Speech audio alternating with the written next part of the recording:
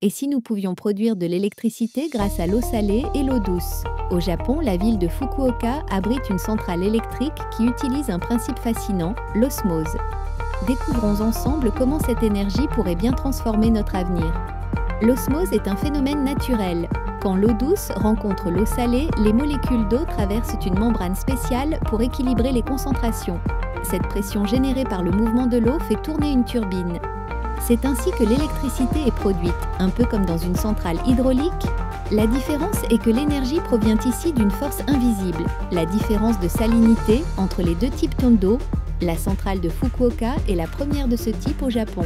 Elle utilise deux ressources locales, l'eau de mer, naturellement salée, et l'eau douce, traitée provenant des stations d'épuration. Le résultat est impressionnant, environ 880 000 kWh par an. Cela suffit à alimenter en partie une usine de dessalement qui fournit de l'eau potable à la ville et ses environs. Le Japon n'est pas le seul à s'intéresser à cette technologie.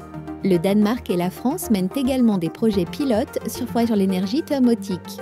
Selon les chercheurs, cette énergie pourrait à terme couvrir jusqu'à 1/5 des besoins mondiaux en électricité. Elle fonctionne jour et nuit, sans émission de CO2 et sans dépendre du soleil ou du vent. Bien sûr, il reste des défis techniques et économiques à relever pour développer cette énergie. Mais cette innovation ouvre un nouvel horizon pour la production d'énergie propre.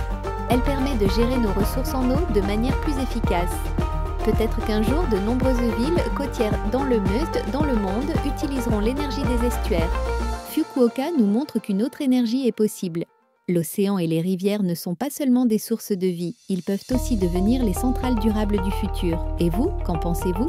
L'énergie osmotique sera-t-elle l'énergie bleue de demain?